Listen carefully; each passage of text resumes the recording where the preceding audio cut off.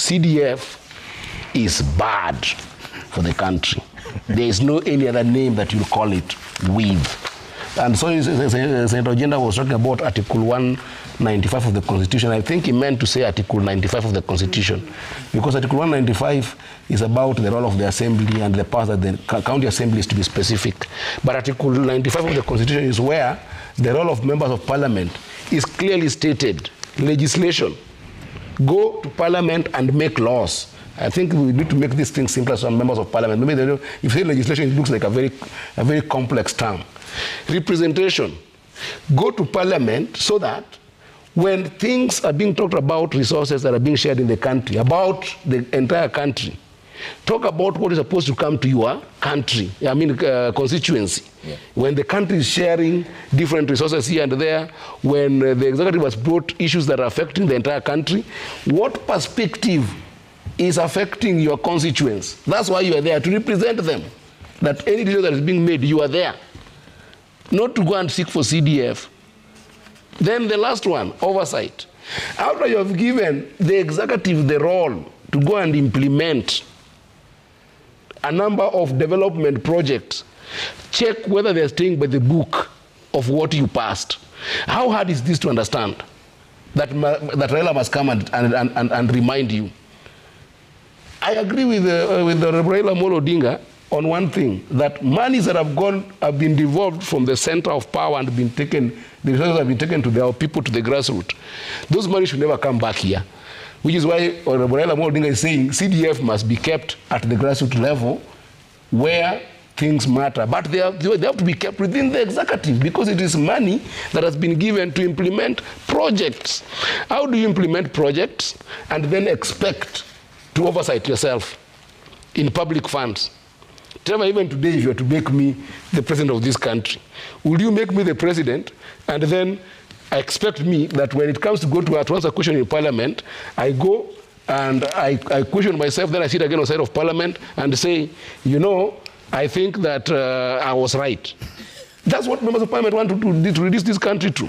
They must stop CDF, they must give it to governors, and I think that what we should be talking about, and Sige has talked about it, is that we must appreciate that county governments are also extremely corrupt.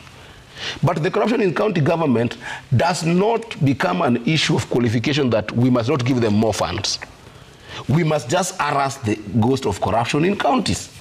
And I hope that Honorable Raila Amolo Odinga is watching us this moment, that the way he wants to make CDF an issue of the election, which I agree with him 100%, he must also make the corruption in counties an issue of elections, so that we can be able to find a way of dealing with governors who have become rogue in wasting people's money, in misappropriating projects in the counties.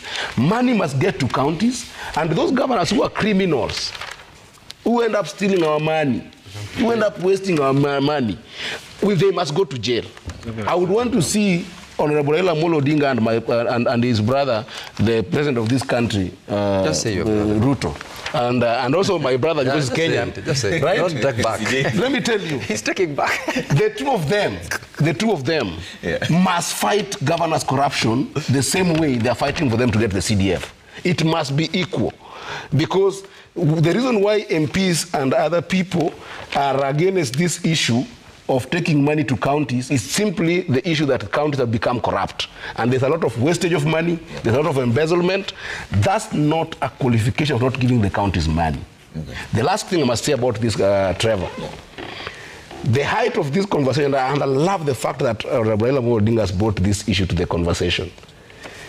One thing we must confront with the executive is that in this coming election, as a country, we must cost the functions of government as a function of making budgets. The county functions that have gone to the counties that were under Schedule 4 of the Constitution, do you know that all those functions are not costed? When we're doing budget, we give counties a lump sum amount of money and hoping that the counties are going to budget with that money the way they want. Yet we have got specific functions that have been given to counties. We have got health, we have got water, we have got housing, we have got agriculture that is not costed at all. So that when counties get these billions of money that my brother Sigei is talking about, it is at the discretion of the governor to think of where the money is going to go to, so that he can disturb some functions while making billions out of other functions for themselves. We must be able to cost functions of counties and make sure that that costing is how budget is being made. For instance, Trevor, as I finish, why would a function like health that has been given to national government is mostly to take care of the national referral hospitals and policy making? Yet, if you go to our health budget, counties are getting an average of about 500 million every year, but the national government is getting 120 billion. How did you cost that? Did you go and look at the number of facilities that are in Nairobi, like 164 hospital facilities, and know how they run in Nairobi and Coast and other places, and say that we are going to give national government 120 billion based on this costing?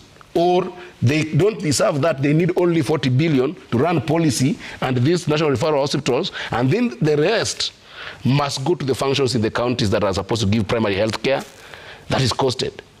This conversation the executive is scared of, and the county is also scared of, because the governors then will just tell you that, oh, the money we are getting is just for non-discretionary expenses.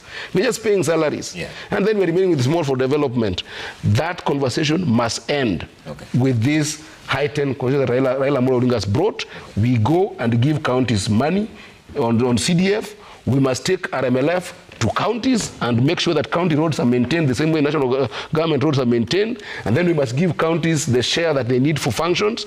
But above that, after giving you that, my friend, we must fight corruption in counties. Okay. And this is another...